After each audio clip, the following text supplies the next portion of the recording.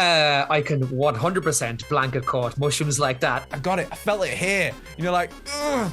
And the priest slowly opens the Bible and there's a gun. Sonic's story has got so much to it. And we're going to be talking spoilers. I'm warning you. Look at Ross's warning face. This is the warning face. Let's go.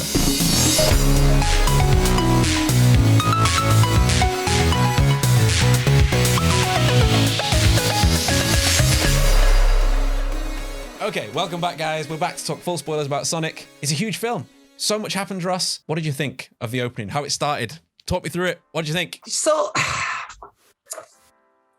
the way this film started, I'm going to be real honest with you here. I'm going to be really, really 100% honest. I from the first few minutes, I was a little worried. That whole Blue Justice scene, didn't love it. No. I like that he still lived in Green Hill Zone, or Green Hills, sorry. And I guess it was just to make a point that he's just a kid and he does stuff wrong. And if we look at it from that, I kind of get what they were going for, but it felt more like it was just a nod to Sonic Adventure 2. And 1. Yeah, sorry. They do have the whole city escape thing in both of those. I think that this film, like breaking down the themes in it, it seems to be more about finding your tribe and each of the characters that it goes through. Like, we're just going to jump straight into this, guys. We're just going to go straight down into the character stuff. Knuckles is the last of the echidnas. He is lonely. His only friend at this point seems to be Robotnik. Tails is tormented for having two tails by his tribe, and Sonic is the only alien on the planet. So they're all lonely. And it's a great technique of driving all the characters together. Even at the point when they don't know each other and they don't get on, you're still getting these threads of, they're all looking for something. And eventually it's going to culminate, hopefully, that it's all in being together. So we kick off with Robotnik, don't we? On the mushroom planet. That intro scene was hilarious. I think the Robotnik scene was great. What did you think of Robotnik's mushroom haven? The Robotnik scene was great, yeah, and because it's Jim Carrey being full on Jim Carrey, and he's like making mushroom coffee, and it's just like, okay, which is a thing. That's a real thing. Ugh, I've never tried it. Spice mushrooms. You can't blanket coat mushrooms like that. I can 100% blanket coat mushrooms like that. Every mushroom is disgusting. What is that texture? The texture's weird, but it depends on how you cook it. And we're getting sidetracked, Ross. So we're not talking about mushrooms. I feel like this is the real issue of Sonic 2, the movie, is how disgusting mushrooms are. Well, if Robotnik can learn to love them, I think you can too. I was confused by something, and I've not seen anyone else bring up this part. Okay. I know what you're going to say. The humans that came through the portal. There's no explanation. There's no reference to them ever again. I'm so glad you said this, because I obviously it's like a done, forget about it. And it's nowhere. Nobody online is talking about it. There's no there's like a weird thing that happened there. These three guys come on with have you ever seen Stargate, the movie, or SG-1? Of course I've seen Stargate with the Anubis heads. They're fucking that's awesome. What they look like. That's what they look like. Yeah. And it's like, that's obviously going to play some sort of role, and then it's just instantly forgotten about. And it's like... It's weird, because it's just sort of brushed aside when Knuckles comes through, and it's Knuckles' intro looking awesome with his glowing eyes, and I was like, oh, cool, okay, we're getting a pretty amazing red Terminator, is what I've written in my notes. As if you listen to episode 1 of this, you'll know exactly why we're excited about this. I think the humanoids, if they are humans, they might just be humanoid. I think they may come back into it later on, and this is something I'm going to bring up when we get to the after credit scene, which I hope you stayed for, right? Yes, of course. Okay, good, right. So there's an after credit scene which we'll get to later on. I think Knuckles is super imposing, and I think Robotnik is obviously loving his new wrecking machine as he pummels through Sonic's house. And something else pulled out of me as well. After all this scene happens at the house, and Sonic is getting beaten by Knuckles, they do eventually escape, which is great. Tails turns up. This is our introduction to Tails and Knuckles all at once. We did mention that Tails might be a little bit overshadowed by that, but that might be why, because they come together at the same time. I see what you did there. It was accidental. Where did the dog go?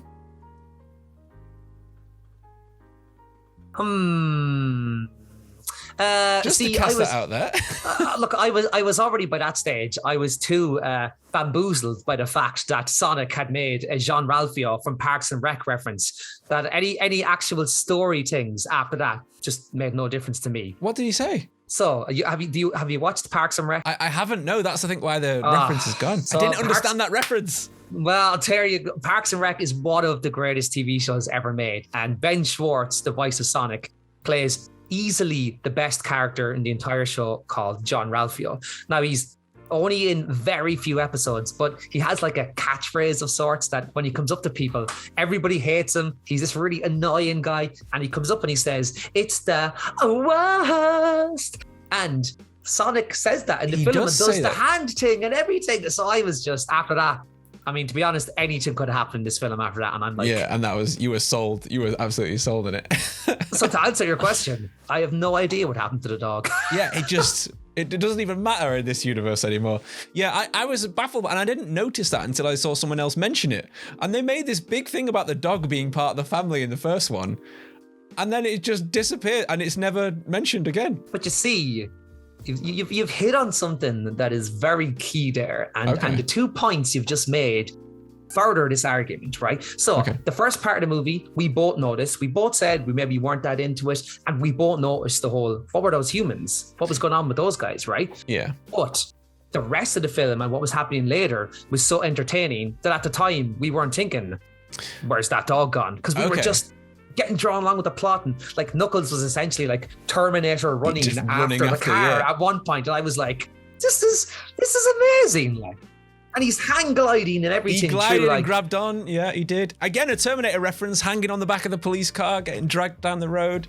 Yeah. And he smashes through a truck that has like Splash Hills zone on it, which is a level in Sonic 4. Yeah. So Nice. There you go. Nice for catching and there's that. like so many references. The coffee shop that Robotnik's underling has is called the Mean Bean Coffee Shop, which is of course Dr. Robotnik's Mean Bean machine. So there's just so many like little... This is what I like. I like that they did hit on all these little Easter eggs for people. And there's a lot of them that you won't even notice, and there's something that you will. And there's some later on that we'll get to, definitely, about even some like the musical cues, which I noticed. And I know my friend Will, who I took with me, he's a musician as well, and I got a sharp elbow going, they're doing it, and I was like, I know. What else did I want to bring up? I wanted to bring up the human plot, because we mentioned that in the last episode, and how plot. It was rather superfluous. It wasn't needed. It was just kind of to push them out the way.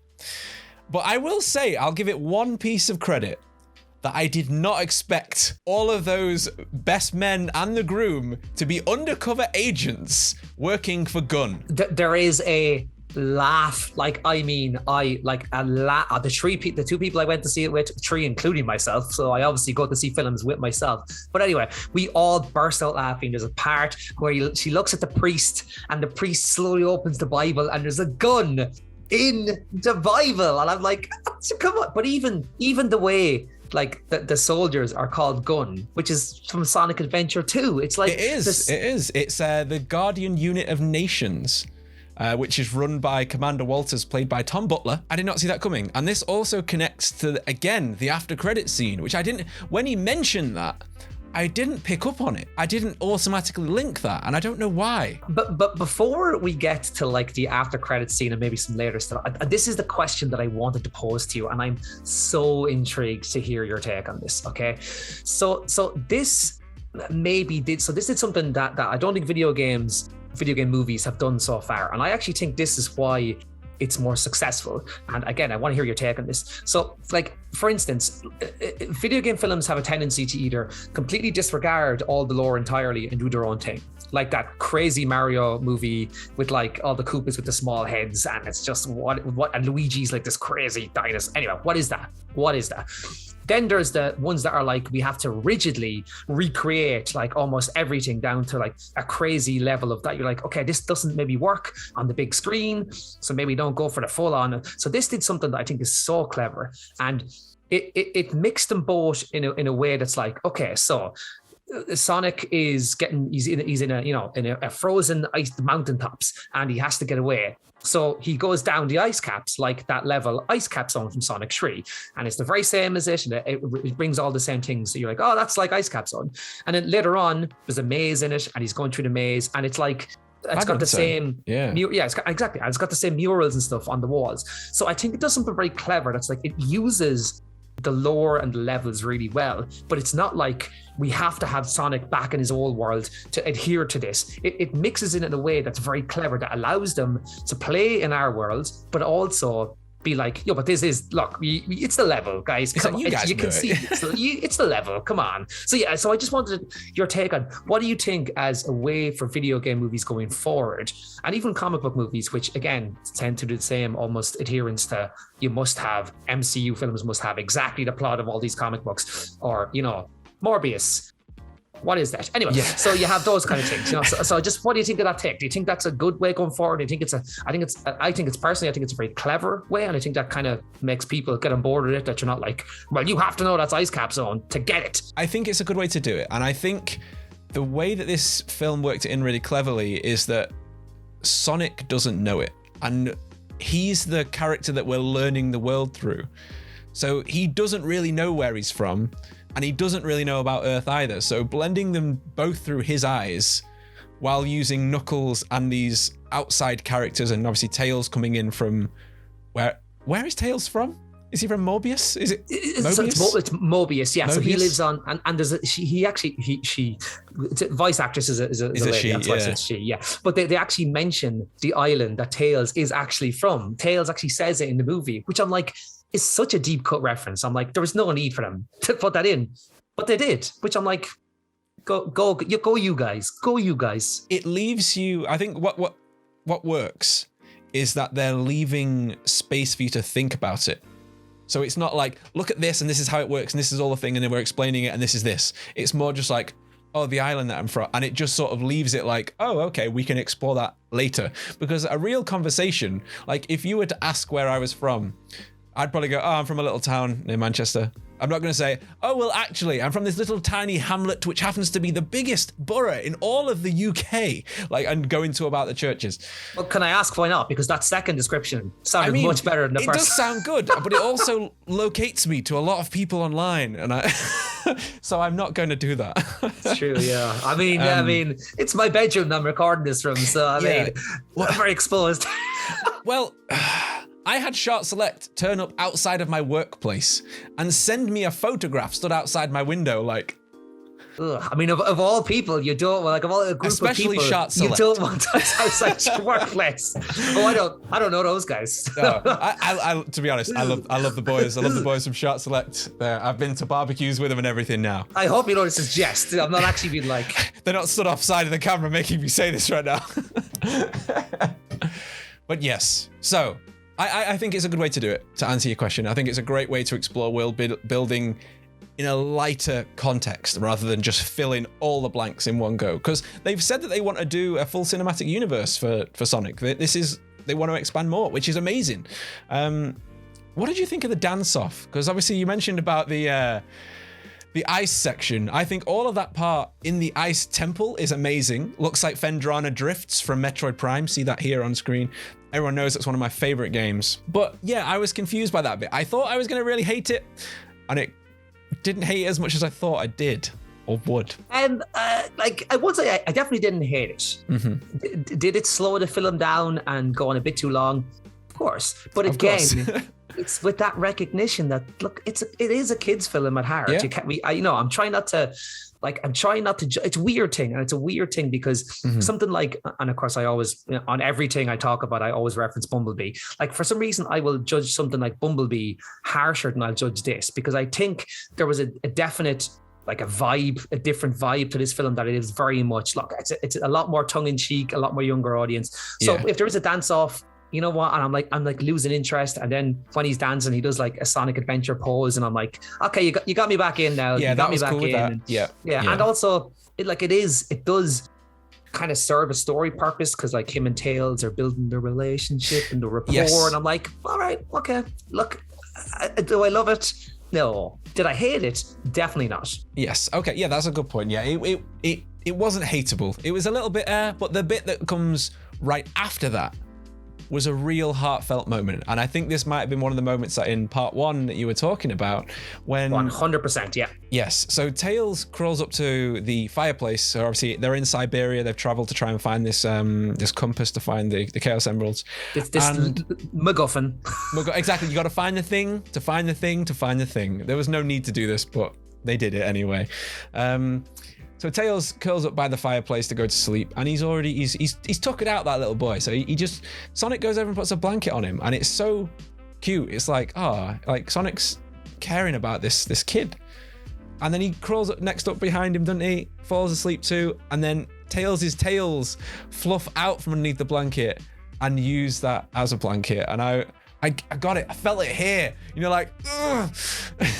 And I think it's just before it, I'm pretty sure, or maybe it's literally just after. There's a line where Sonic's like, and it's a pure Sonic from the games line where he's like, come on, pal. And Tails is like, do you really mean that? And he's like, oh, really mean what? He said, do you really mean I'm your pal? And it was that's all it was. And Sonic's like, of course you are, pal. And that's all it was. There was no extended scene. It was, and that's all you needed, because it tells you everything about those two guys. Sonic's already just like, come on, buddy, we're in it together. And Tails is affected by that. And that's all you need to show, is that little thing. So can I ask you a question at this moment, at this juncture? What was your favorite moment of the film? Like, is there a standout moment for you? Was there like this is the part I'm like, okay, I'm actually loving this? Okay. I think it might have been, I love the running on the water scene. Yes, excellent, actually. When Sonic and Knuckles had a fight, which ended in them switching and becoming friends. Oh, yes, yeah. Because, that for me, I remember I said earlier on the last part that I was the violent part. There was a really, really violent part to that. It was. I can talk about it, right? We're full in spoilers now. Yeah. So Sonic and Knuckles, like, they're properly fighting, like. And you see how strong they both are, don't you? Like you're like, okay, they're both strong beings. They've got power, And Knuckles, he's like, you can tell he's like, he's angry, and he's like, you're undisciplined, and he's really like. And then Sonic eventually kind of gets himself together, and he just. Like, he pummels him down, doesn't he? Yeah, and he smashes him down through the floor, and the camera takes this side perspective, and Knuckles is just being hammered into the ground. He keeps hitting him. He's just ragdolling him, and it's like, oh my god, man. Yeah, I actually said, oh my god. I remember saying it. Like, that was way more violent than I thought it was going to be. And there's a great moment where Knuckles is trying to punch him, and he's like doing loads of punches, and it's again side on, and it is one of the digging animations from the old games when you dig through the walls, and it's like, you're doing it again, it's great. But there is a moment here that I want to pick your brain on, actually, where up until this point, Knuckles has been led to believe that Robotnik is his friend.